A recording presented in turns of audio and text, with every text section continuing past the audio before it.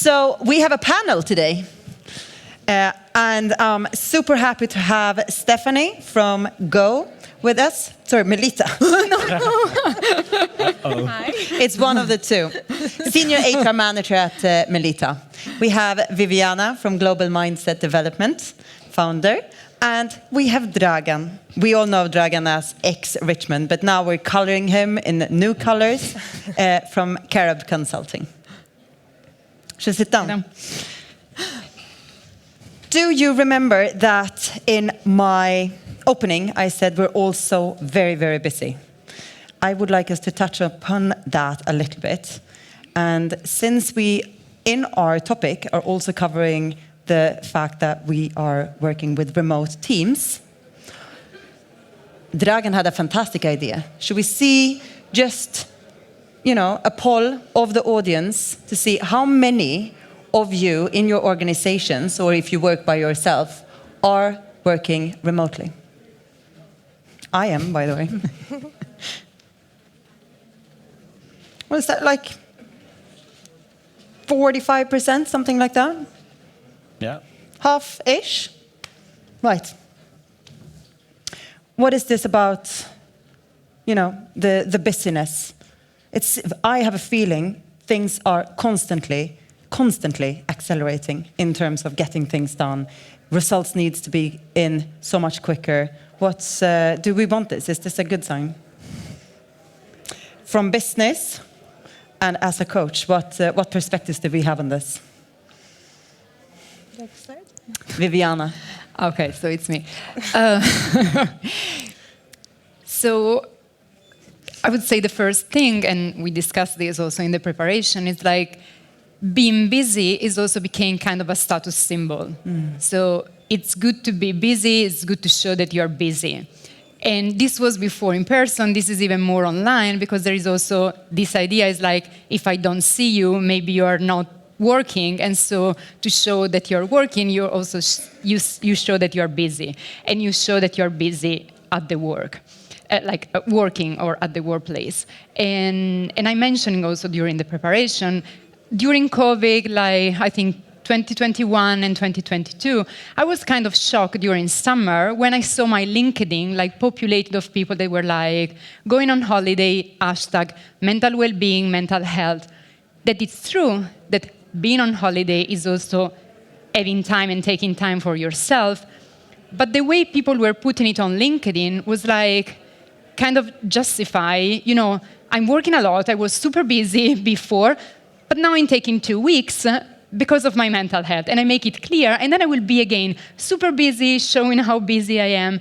And so I think, again, and working remotely can kind of exasperate this, because again, you also want to show your managers or the other people in the company or people in other company then that you're busy, you're doing, and you're working. And the last point is also about what does it mean being busy across cultures, because there was a very interesting study by a Columbia University researcher that she said she's also something that really come more from the US and from in terms of also Protestant, it was different in Southern Mediterranean country, because this idea of you are rich and you have a higher status if you're busy at work. Well, before it was, or in Southern Mediterranean country, was you have a higher status if you also have time of go on holiday, having a big yacht. Well, now it's you have a status if you show that you are super busy, you do many other things. And then there is also something else, is you're super busy, and then you also have time for go on a hike or go on a bike ride. So also you get the status. So I think it's also a question for us. So which are the people that we are following and that we think are role models, and how busy they are and how busy they show they are, so that we ask ourselves, do I really want to be like this person or not? Yeah. Just for the beginning. Yep. I draw on a personal note, I think that being busy is the last thing I want to be. I don't want to be considered as a very busy person. But that might be my culture, or where I am right now. As a coach, what would you say, Dragan? what I see very often is when you ask them, how are you, they say, I'm busy. So how come busy become an emotion, an experience, a way of being? I think people are role modeling, and especially like senior leaders that I come across, they want to be seen as successful. And as Viviana said, if you're not busy, you're not successful. They're always competing with themselves or other people. And actually, they burn themselves out quite quickly with this. And when we slow down in our work, like when I work with them and we slow down, they say, okay, I'm still productive. So no one else knows that I'm not as fast or as productive as I used to be. So who measures how busy we are? Another thing we need to be mindful is about the business is constantly changing. So think about how many changes happened in your business in the past 4 years. And today we're talking about AI. So this is going to bring a new evolution and revolution. And we need to constantly catch up with this. Leaders and actually employees from teams, they constantly add things and rarely remove something. So we need to be a little bit more mindful. Okay, if we want them to do something else, what we want them to stop doing, so they have the space for this. So that's a picture that I see almost every day. And I work with clients in America and South America and in Europe. And I'm seeing the European population more and more Americanized, for good or bad. You know, that expectations to work long hours, to be constantly available. How many of you check your emails when you go on holiday? You don't need to tell me, but just think about. Or before you go to bed. So that's a way of the thinking we have. May I? Do you think that that's sort of the status of America, or is that an inner kind of, I have to just see whatever it's on Facebook, TikTok? I'm saying that if this kind of mentality was unique for America for a number of years, and we used to see it from the movies before, we're getting into this dynamic as well, wanting it or not. I don't know if it's directly influenced from the American, culture or the way how we do business, but we want more, and we always want to be in control. And being informed and not missing anything, that's what it gives us, fake sense of control. Actually, when you stop, you're seeing you're not losing anything, because things are there. They're not going to disappear. What about you? So I think the status of being busy has always been present, but now even more since COVID and teleworking, it's became even more common and prevalent. I mean, how many of us have been asked by someone, how are you today? Oh, I'm super busy, I'm swamped with work. The next thing that people, say is, oh, she's super busy. I'm not going to bother her with any more, questions. So we need to also be mindful and careful about our own teams. Do we want our teams to see us as too busy to approach us, to talk to us? So that's something that probably will be at the least of our mind when we're approaching and we're talking to our teams. But it's something that we need to be really mindful of, because sometimes we might be too busy or appear too busy, and people will not approach us, or people will tell us a half-baked story, or be maybe a bit mindful of, she's too busy, I'm not going to bother her with even more. As Viviana said, I think not being present at work also makes us even more, we have to show that I'm present. So if I receive an email in the evening, shall I reply so that I show my boss that I'm working, even if I've just popped by to send that email and then sneak back in bed. So I think that the fact that technology is at our fingertips sometimes also makes us more busy, or appear more busy than we really need to be. So we need to take a step back and say, do I really need to send that email? Is it urgent, or can it wait until tomorrow? Because if not, then maybe I don't have to be busy, but it can wait. It sounds almost like a protect mechanism as well. Like if I just signal out that I'm so busy, I might actually be able to not be that busy, because people won't actually... It can wait both ways. Exactly. But as HR people, we should not be that way. Exactly. Just twisting here. How many, on a regular basis, you meet someone at the street and you go, how are you? And they go, how are you? How many go, I'm so busy? No one. No, no, that's good.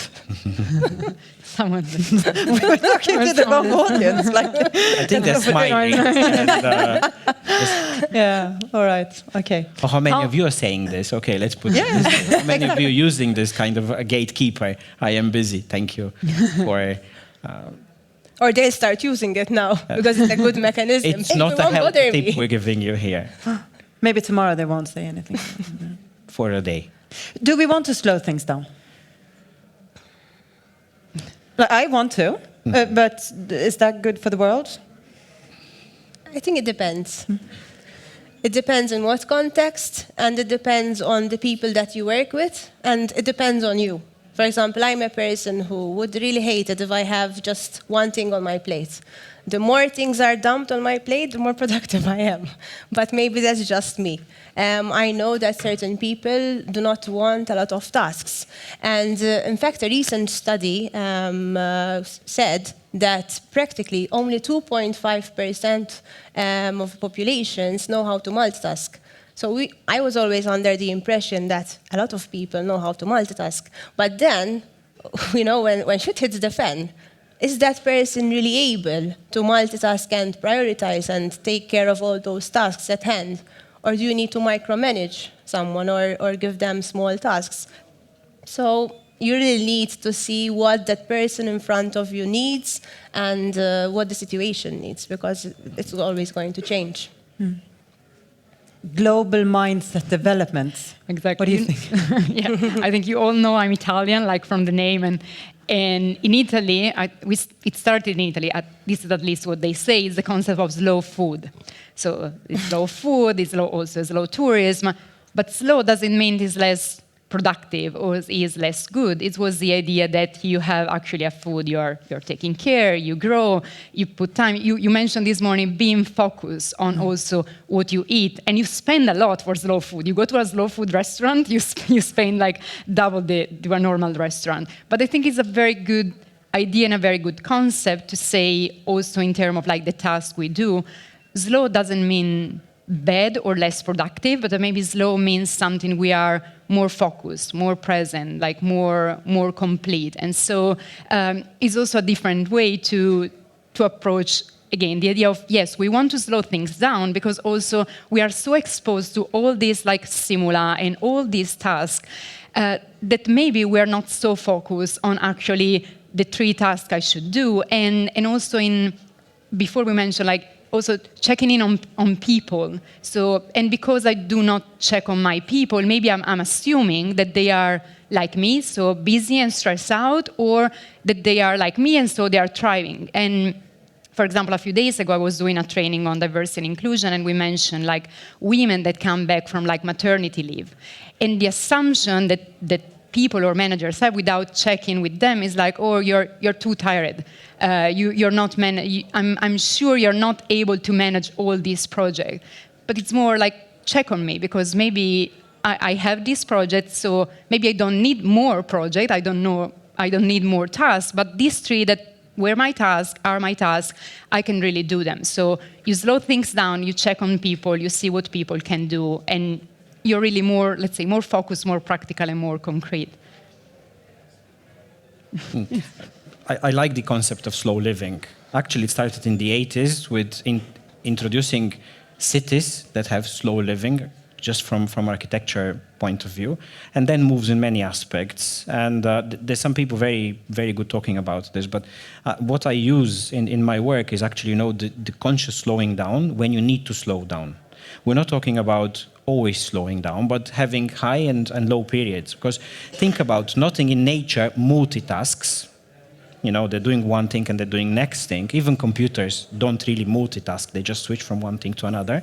But the brain is still, not equipped to switch that quick. And even growth, we grow and then we stop. We grow and we stop, even in business.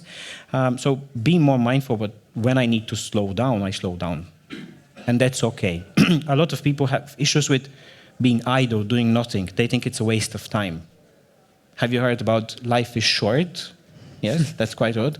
Have you looked at the statistics, actually, how long life is compared to 50 years ago? We have 1/3 more add to our life. So how come life is short? and how we want everything to happen in a short span of time. I think this is also a very good mindset about businesses. We work with a lot of startup businesses. Probably some of you are in companies that still have the startup mentality.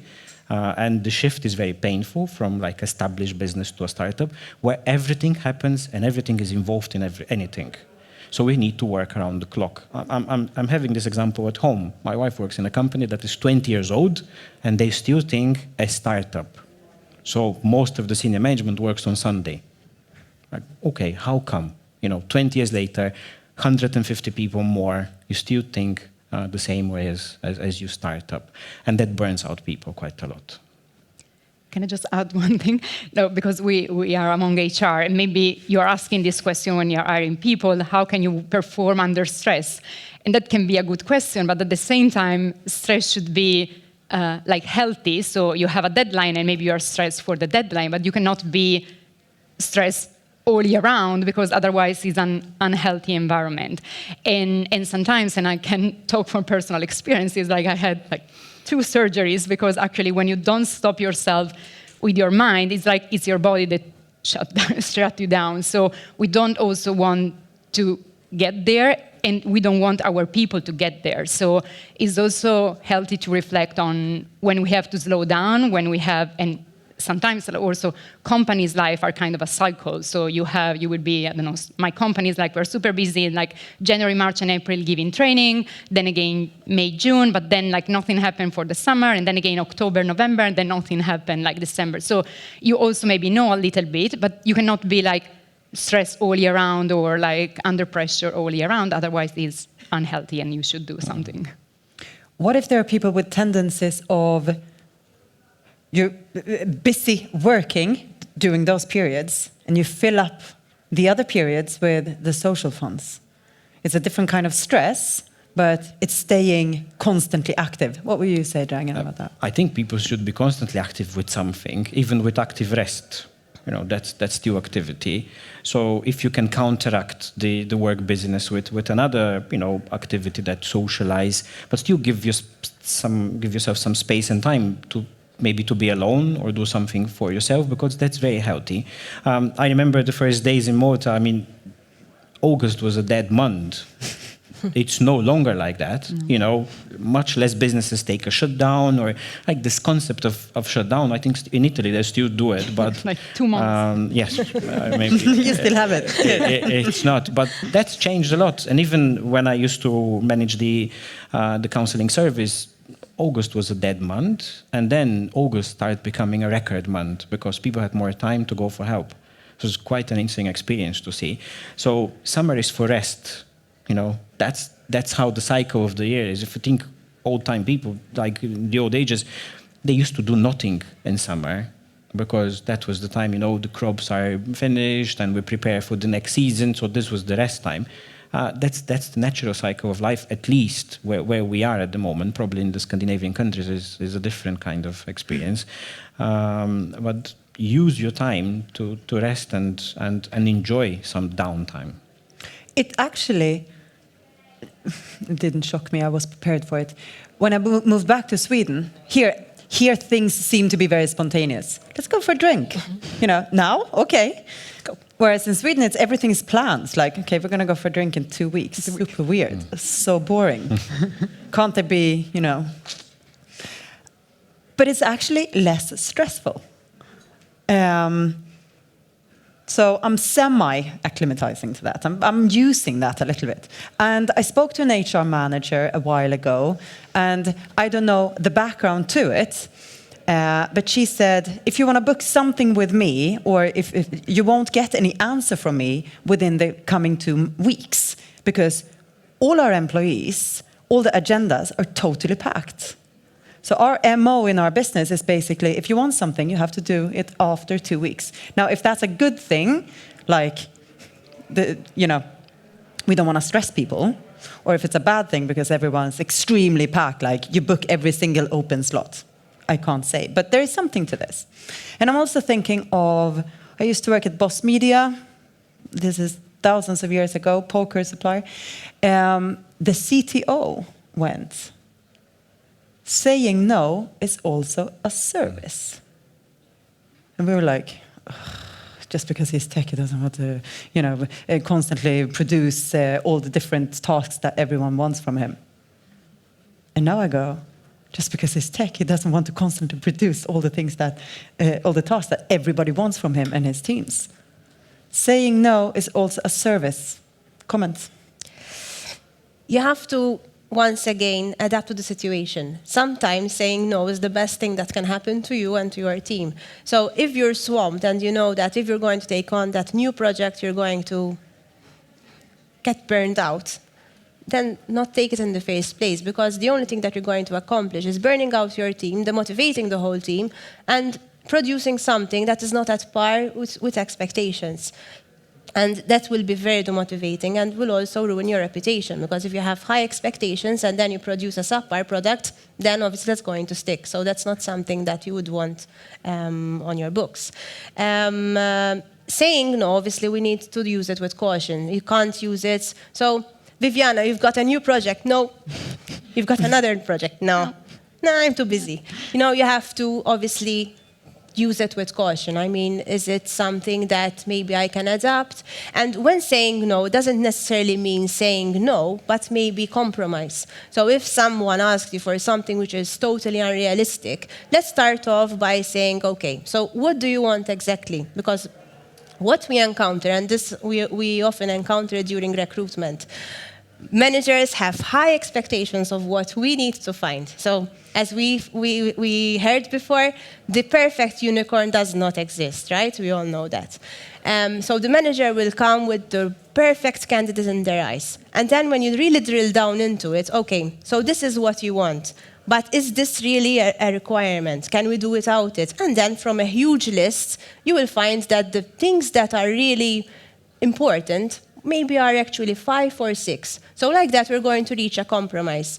Don't do those things that are not necessary, but just focus on the things that are necessary. And like that, you have learned to say no, in a sense. You're still not saying technically no, because the manager is still going to get what he wants.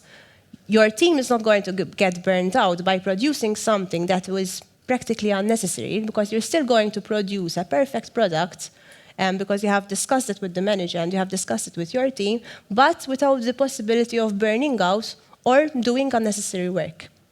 So don't just take things at face value, and just because someone told you, do this, just do it. Learn to maybe say no, and learn to question, because by questioning, we will get to the root of more depth and knowledge and know-how. And inspiration, perhaps. How do the Italians say no?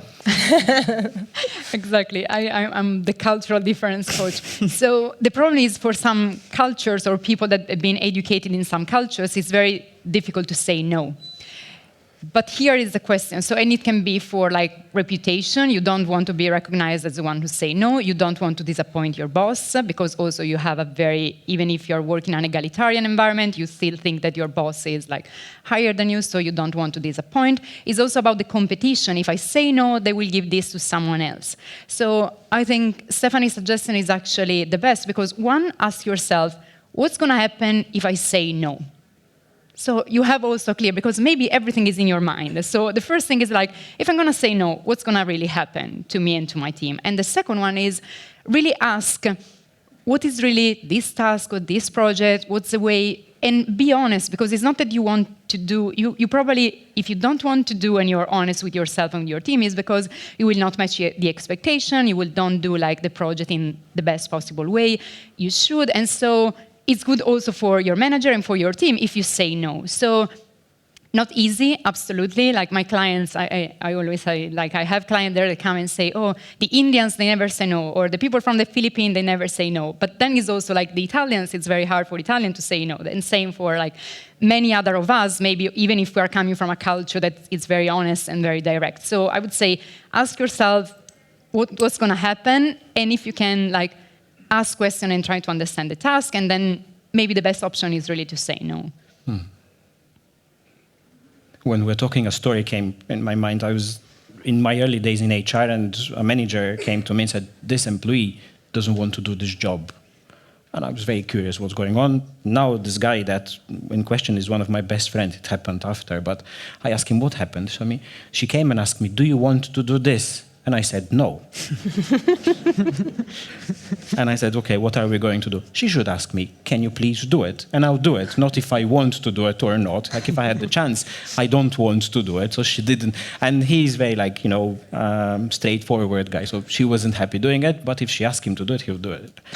One of the most difficult topics I see in my practice is people saying no. There's a lot of fear. And once they realize that the more yes they say, the more they open and make themselves available, the more dangerous it gets. Because people know that you say always yes, you like please others, and they dump everything on you. So we use the concept of saying positive no, which, more or less what we explain here. Like, it's no, but, or no, and we give this and this and this, or that's where we can do it, or that's who can do it.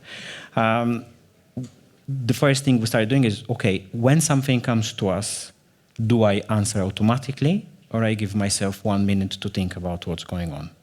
Or I can postpone the answer. That's, like a very, very simple technique. Just stop, think about, and then say yes or no, but make an argument. We can't because this and this, but we can do this and that. Or that's your solution, that's who can help you. We don't want to become please others, because that's become, we get more and more on our plate. To add to what Dragan said, I think the biggest difficulty is when we're caught off guard. When people come up to us and say, Steph, can you do this? How do I react? If I say no, as Viviana said, maybe they say I'm not up to it, but if I say yes, then I'm going to be swamped.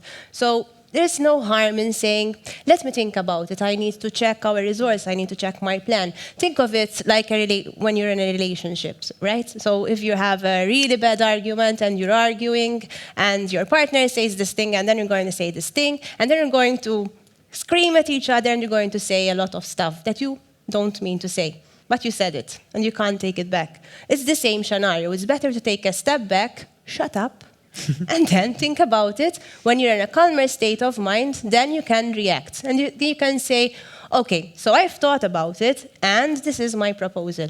But when you're caught off guard, the automatic reply is either a straight-out yes or a straight-out no. There is no in between. It's very rare that you'll be in a really calm state of mind that you say, oh yes, let me think about it. And, so you have to learn how to say, let me think about it. We say yes when we're busy because we just want, to get rid of the conversation and move on something that we think we're more productive. And that's, again, back to, are we constantly busy and is it helpful? Exactly. It becomes a standard reply instead. Mm-hmm. Steph, how are you? Let me think about it. Oh, I'm too busy. Dragan, you've been talking about something noise.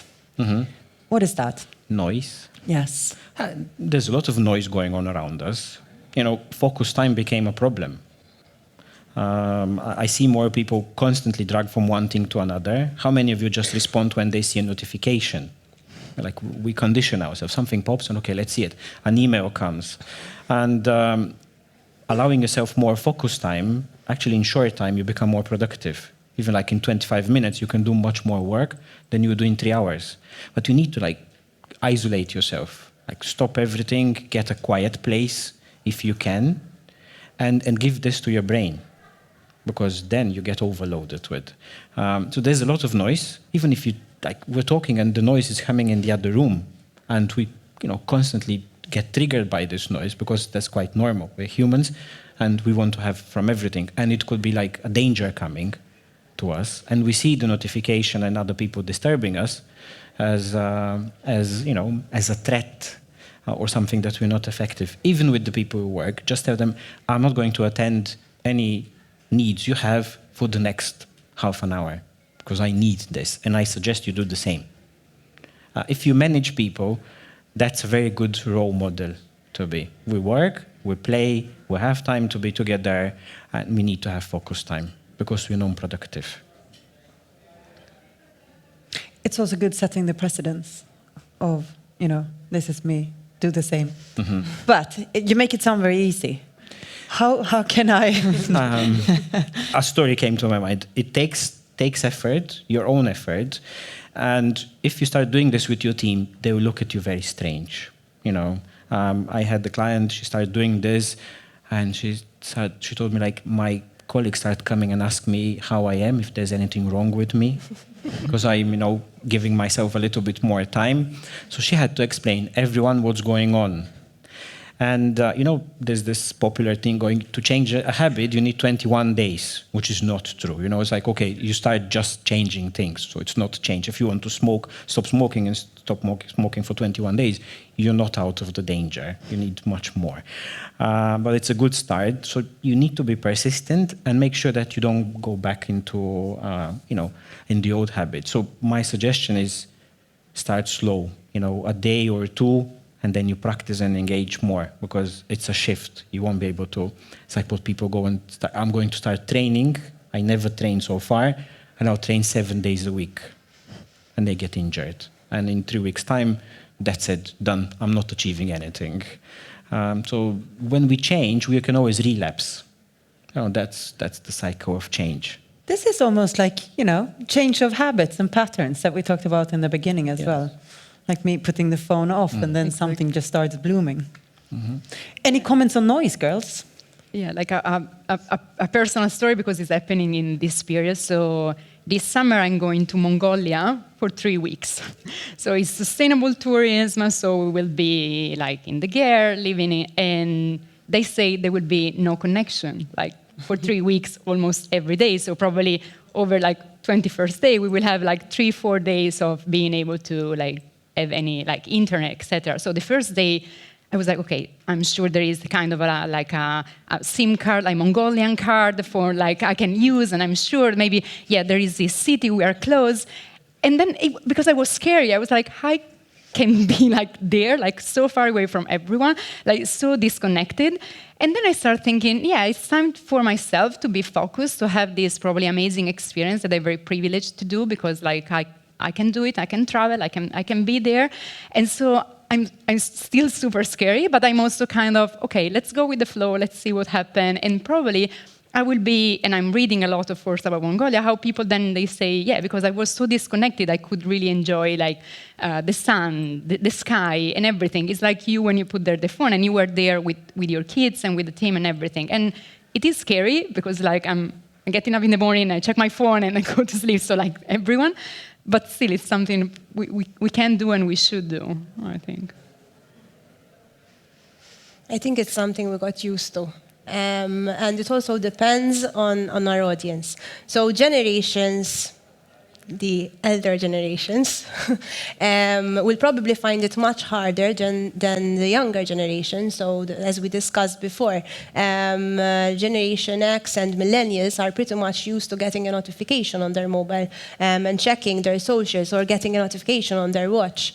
Whereas someone who maybe is not used to technology will find it much harder with all that influx and overload of information. So knowing our audience, if your team is made up of millennials, they probably get used to the fact that, listen, Teams is popping up all the time, incessantly. Whereas someone who is not used to technology and maybe 5 years ago did not even know how to use a keyboard, because before they used to use a typewriter, will find it much harder, to adapt to the situation. So knowing your audience and also adapting to them. So if you know that certain parts of your team are made up of people who do not take an overload of information really well, you're not going to cascade a lot of information on them, because the only thing you're going to do is swamp them with information. Whereas someone who's used to it, it's fine, just give them the information they need, and then they'll dissect accordingly. Amazing. So what have we learned? Say no. Don't say you're busy. Give some time. Slow is still a movement. Exactly. And prepare the rest of your audience on that. You need to focus. She's making us sound like bad, lazy people, right? Yeah. No, I like this. And don't get Americanized. No. Some things are good, we can't say. Unless it's ice cream. Any final comment? If not, I was earlier challenged by Alexander, who will join me on stage in probably 35 seconds. And he said, try go living on the countryside entirely with no electricity even. Sounds like what you're going to do in Mongolia. Thank you so much, Dragan. Thank you, Viviana. Thank you, Stephanie. Thank you.